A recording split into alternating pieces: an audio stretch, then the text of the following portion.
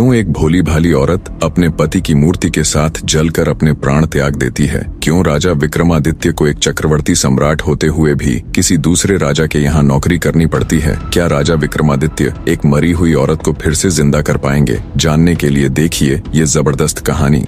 एक ब्राह्मण अपनी पत्नी के साथ उज्जैन नगर में रहता था। ब्राह्मण की पत्नी सुशीला बड़ी पतिव्रता स्त्री थी। ब्राह्मण कहने के लिए तो राजा के यहाँ नौकर था, परंतु राजा विक्रम ब्राह्मण से कोई कार्य नहीं करवाते थे। बस हर माह घर बैठे उस ब्राह्मण की तनख्वाह भेज दिया करते थे। ब्राह्मण को राजा की तनख्वाह खाते खाते जब काफी अरसा हो गया तो एक दिन वह अपनी पत्नी से बोला, भाग्यवान, राजा का धन खाते खाते काफी लंबा समय हो गया, किंतु राजा ने बदले में मुझसे कोई काम नहीं लिया। इस भार से मैं कैसे कर्ज मुक्त हो सकूंगा? अंततः पत्नी से विचार कर वह राजा के पास पहुंचा और बोला, राजन, आपकी रकम खाते खाते मुझे काफी समय हो गया, लेकिन आपने मुझसे कोई काम नहीं लिया। इस प्रकार मैं कैसे कर्ज मुक्त हो सकूंगा? मेरी इच्छा है कि आप मुझसे कोई काम लें ताकि मैं आपके ऋण से मुक्त हो जाऊं। ब्राह्मण की बात सुनकर राजा बोला, हे ब्राह्मण, मेरी प्रतिज्ञा है कि मैं किसी ब्राह्मण से काम नहीं लेता, पर फिर भी आपकी यही इच्छा है तो मेरे कहने से गंगा स्नान कराओ और एक कलश गंगा जल मेरे लिए भी लेते आना। यही है आपका कार्य। राजा के वचन सुनकर ब्राह्मण अत्यंत प्रसन्न होकर अपने घर आया और सारा हाल अपनी पत्नी से कह सुनाया। वह बोली, स्वामी, आप चले जाओगे तो मैं आपके पीछे अन्न जल कैसे ग्रहण करूंगी? मेरा तो यह नियम है कि बिना आपके दर्शन किए अन्न जल ग्रहण नहीं करती। ब्राह्मण बोला, मैं अपनी मूर्ति बनवा कर घर के अंदर स्थापित कर दूंगा, तू उसके दर्शन करके अपना गुजारा कर लेना। यह कहकर उसने अपनी मूर्ति बनवाई और घर में स्थापित करवा दी और आवश्यक सामान ले राजा के पास जाकर बोला, महाराज, अब मैं जा रहा हूँ, मुझे आज्ञा दीजिए और मेरे पीछे से कृपा करके मेरी पत्नी की खैर खबर लेते रहना। उसको अब मैं आपकी शरण में छोड़े जा रहा हूँ। ब्राह्मण के वचन सुनकर राजा विक्रमादित्य बोला, हे ब्राह्मण, आप किसी बात की चिंता न करें और निश्चित होकर जाएं। आश्वासन देकर राजा ने उसे मार्ग व्यय के लिए धन देकर विदा कर दिया। ब्राह्मण के गंगा स्नान पर जाने के बाद ब्राह्मणी हर रोज पहले उसकी मूर्ति को भोग लगाती और बाद में खुद खाती। एक दिन ब्राह्मण के पड़ोस में आग लग गई। वह आग इतनी तेजी से फैली कि देखते ही देखते ब्राह्मण ब्राह्मणी के घर तक आ पहुंची। ब्राह्मणी अपने घर में लगी आग देखकर अपने पति की मूर्ति से कहने लगी, हे स्वामी, घर में आग लग गई है, कृपया बाहर चलो। जल्दी ही आग ने पूरे घर को अपने चपेटे में ले लिया, परंतु ब्राह्मणी टस से मस न हुई और वो उस ब्राह्मण की मूर्ति के आगे वही शब्द दोहराती रही, स्वामी, घर में आग लग गई है, बाहर चलो। आखिर ब्राह्मणी आग में ब्राह्मण की मूर्ति के साथ चिपट जलकर मर गई। जब राजा विक्रम को ये बात पता चली तो वो माथा पकड़कर बैठ गया और खुद से कहा, ये तो बड़ा अनर्थ हो गया। अब जब ब्राह्मण आकर पूछेगा तो मैं उसे क्या उत्तर दूंगा? ब्राह्मण अपनी पत्नी को राजा के हवाले छोड़कर उसके कहने से गंगा स्नान करने गया था, पर ब्राह्मणी तो उसकी मूर्ति के साथ जल चुकी थी। राजा विक्रम के दिन बड़े भारी हृदय के साथ चिंता में निकल रहे थे। इसी बीच एक रोज ब्राह्मण भी वापस आ गया और घर में लगी आग और अपनी स्त्री के जल मरने का समाचार सुनकर वह आग बबूला हो उठा। बोला, ऐसे कैसे हो सकता है? मैं तो राजा को अपनी ब्राह्मणी का ध्यान रखने के लिए बोलकर गया था, उन्होंने उसका ध्यान क्यों नहीं रखा? वह आनन फानन में भागा भागा तुरंत राजा के पास गया और क्रोधित होकर पूछने लगा,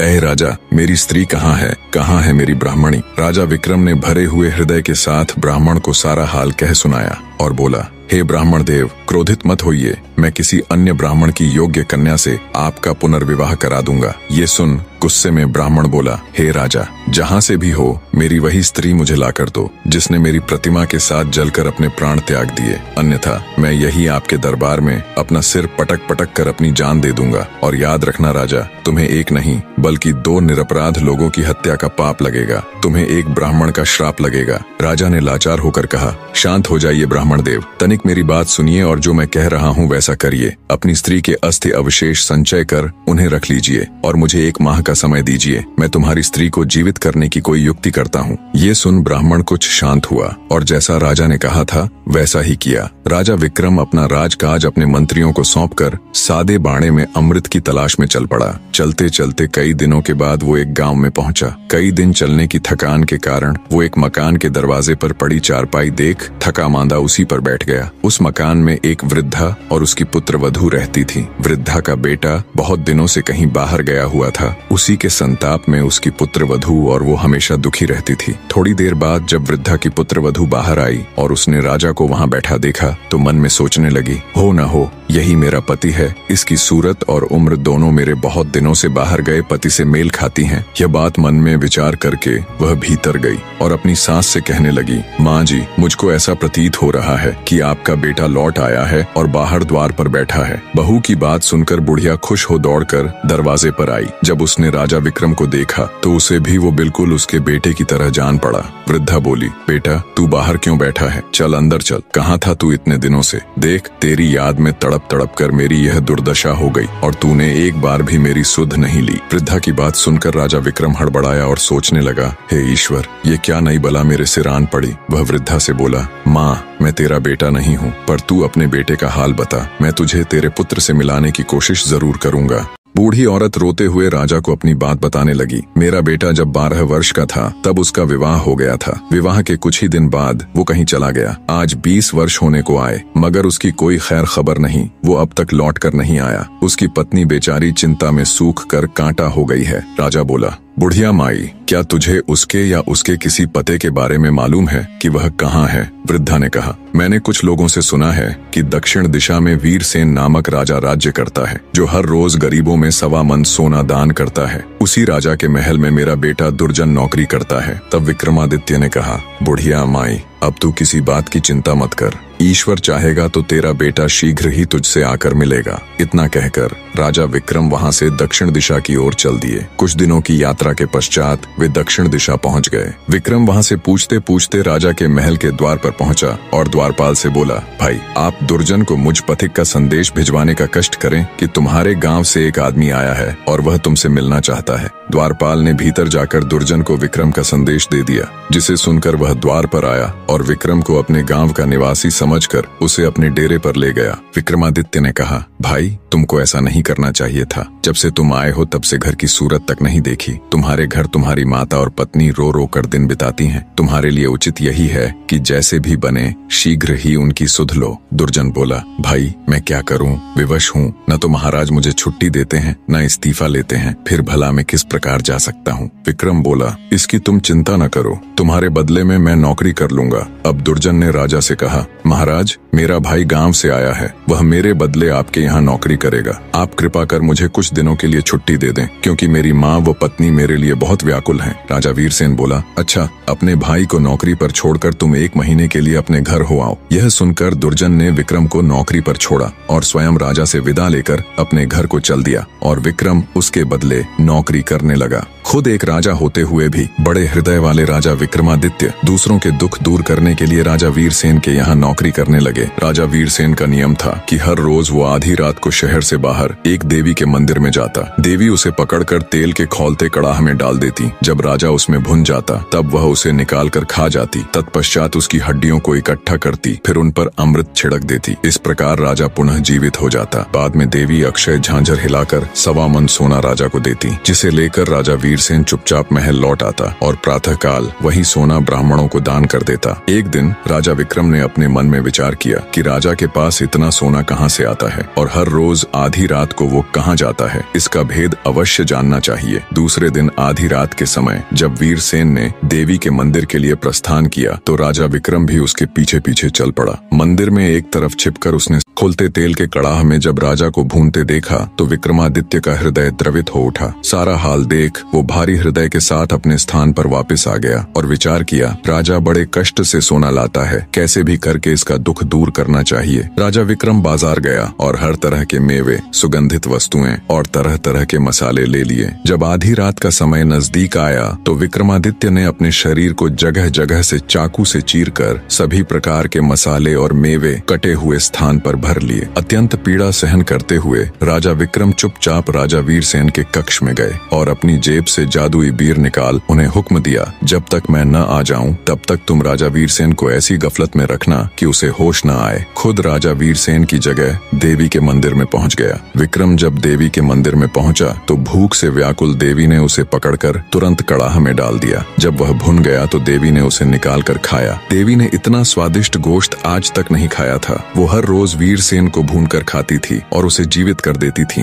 राजा वीरसेन में ऐसा कुछ बचा नहीं था, पर आज जब उसने तंदुरुस्त और एकदम हट्टे कट्टे विक्रमादित्य के ताजा और तरह तरह के मसाले और मेवे से भरा मांस खाया तो उसका रोम रोम खिल उठा। लजीज गोश्त खा वो अत्यधिक प्रसन्न हो उठी। पूरी तरह तृप्त हो उसने रोज की तरह हड्डियां एकत्र कर घड़े से अमृत निकालकर उन पर छिड़क दिया। अगले ही पल राजा विक्रम जीवित हो उठा। तब देवी बोली, मैंने आज तक इतना स्वादिष्ट मांस नहीं खाया। आज मैं तुझ पर बहुत प्रसन्न हूँ। जो भी तुझे चाहिए दिल खोलकर मांग ले। विक्रम बोला, हे माँ, मुझे आपसे 3 वर चाहिए। देवी प्रसन्न हो बोली, दिए तुम्हें 3 वचन, मांगो क्या चाहिए। तब विक्रम ने कहा, पहले वचन में मुझको आपका अमृत का पात्र चाहिए, दूसरे वचन में मुझे आपकी अक्षय झांझर भी चाहिए। ये 2 वरदान मांगकर विक्रम ने सोचा कि इसका अमृत यदि मैंने ले लिया और देवी ने राजा को नित्य की भांति भून कर खाया तो फिर उसे जिंदा कैसे करेगी। इसलिए तीसरे वचन में उसने सोचा कि न देवी यहाँ रहेगी न राजा की जान जाने का डर रहेगा। अतः तीसरे वर में उसने देवी का वहाँ से चले जाना मांगा। इस प्रकार तीनों वचन देकर देवी वहाँ से चली गई। राजा विक्रम अमृत कलश और अक्षय झांझर ले वापस आ गया। उसने सोते हुए राजा वीरसेन के पास से अपने जादुई बियर उठा ली।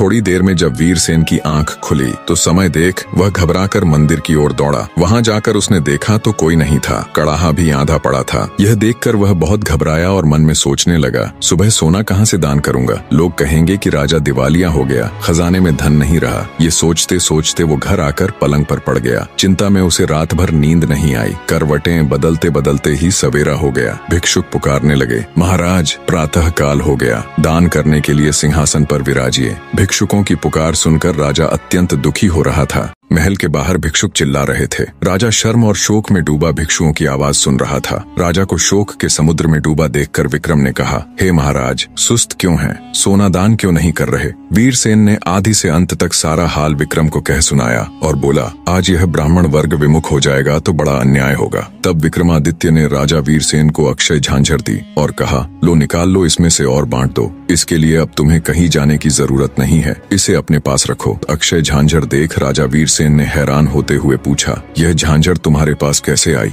विक्रमादित्य ने राजा को सारा हाल कह सुनाया। सब सुनकर राजा वीरसेन विक्रमादित्य के पैरों में गिर पड़ा और बोला, आप धन्य हैं बंधु, आप कौन हैं? तब राजा विक्रम ने बताया, मैं उज्जैन नगर का राजा विक्रमादित्य हूँ। अमृत की तलाश में था कि मार्ग में मुझे दुर्जन की माता मिली। पुत्र की जुदाई में उसका बुरा हाल था। मैं उससे मिलकर यहाँ दुर्जन को उसकी माता की दुर्दशा से अवगत कराने चला आया। तब वीरसेन बोला, आप धन्य हैं राजन, जैसा आपके बारे में मैंने सुना था वैसा ही आपको पाया। वो झांझर वीरसेन को दे उनसे विदाई ले राजा विक्रम अपने राज्य की तरफ चल पड़ा। महीना पूरा होने को आया था। वायदे के मुताबिक तय समय में राजा विक्रमादित्य उज्जैन नगरी में पहुंच गए। उन्होंने ब्राह्मण को बुलाकर उसकी पत्नी की अस्थियां मंगवा ली। राजा ने ज्यों ही उनके ऊपर अमृत छिड़का त्यों ही ब्राह्मणी उठ खड़ी हुई। ब्राह्मण ने खुशी से छलकते आंसुओं के साथ राजा विक्रमादित्य के पैरों में गिरकर उनका धन्यवाद किया और अपने बुरे व्यवहार के लिए उनसे क्षमा मांगी। राजा विक्रमादित्य केवल एक महान योद्धा या शासक नहीं थे, बल्कि उन्होंने दूसरों के दुखों को दूर करने के लिए अपने जीवन को जोखिम में डालने से भी परहेज नहीं किया। उनकी अमृत की तलाश,